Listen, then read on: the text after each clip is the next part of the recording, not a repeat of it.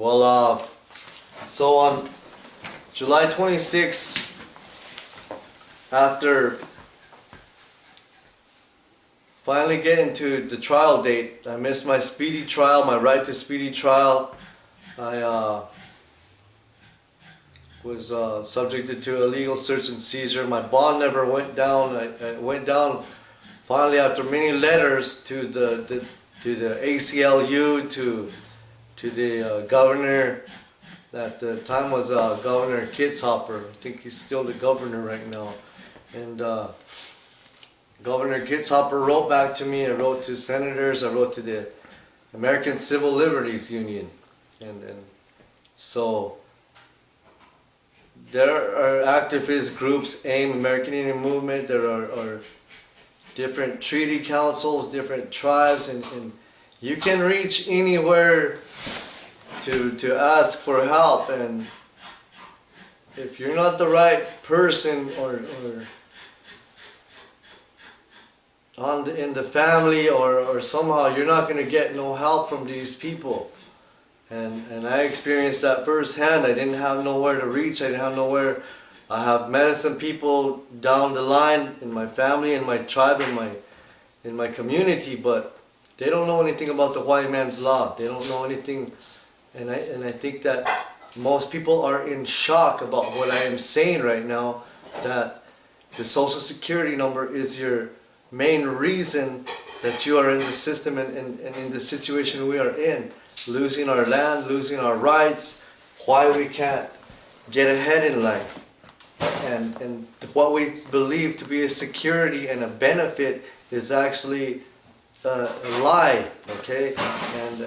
And that's what I broke free of. That's what I broke away from is the system.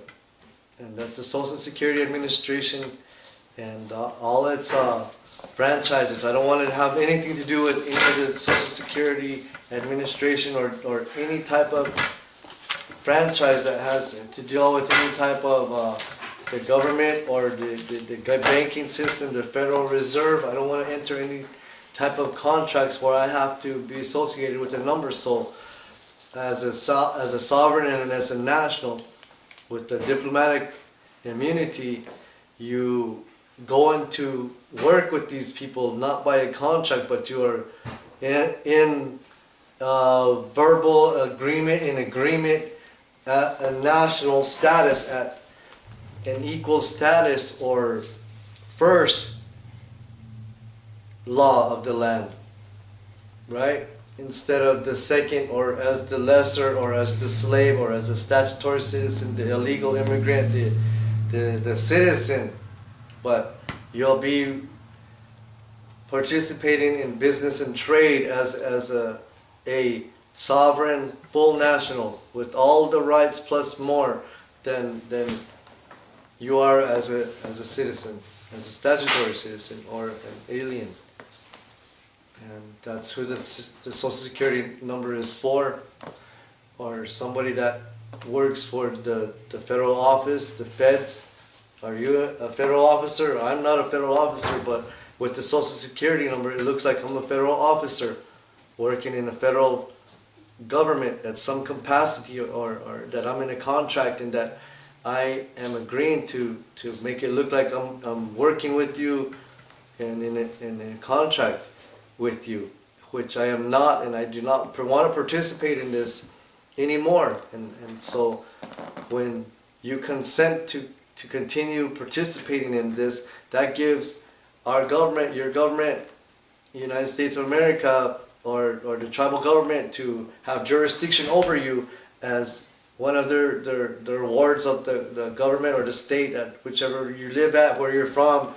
And me, I don't want to be in that situation. I don't want to be in jail for some law that does not apply to me, that wasn't set up for me, and that's here by duress and extortion, you know. And so the federal system, the laws are set up to extort money, and that's an agreement made between police officers and others, the court officers, the people that work in the national level of the government of the United States and the colonies and the district criminals and out in District Columbia, where these places came out of, you know, and so every treaty that we have made has been broken.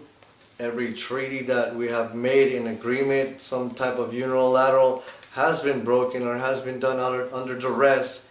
As far as I know, every treaty that has been made, there has not been a clan mother at any one of these treaty signings, which to me says that there's no valid treaty, because as a sovereign national, the clan system is our law and our tribal identity and the way we govern ourselves as indigenous peoples, as tribal, as clan, as pueblo, as village, as native people, people of distinct governance by way of a wampum, by the way of a clan system, by the way of societies.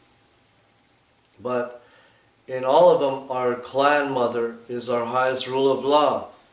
So we want to restore this matriarchal system, clan system, with our clan mothers and put them back in their rightful place as the law. And I would say that there is no other law but the clan mother, and the Great Spirit is the only higher law beyond the clan mother. And I don't wish to answer to these laws anymore of the white man, and they don't follow their laws anyways. So why should I follow your laws that you cannot follow yourself? And you can change on a day-to-day basis, okay? So I do not wish to follow these laws anymore, and I am the true allodial title holder of the land, and I do not wish to follow in the ways of the white man or the ways of their government, and I want the people to recognize their independence as a free and sovereign, independent people from whatever region they may reside from. But we need to look into these documents, and so you do not end up into the same case as I ended up in.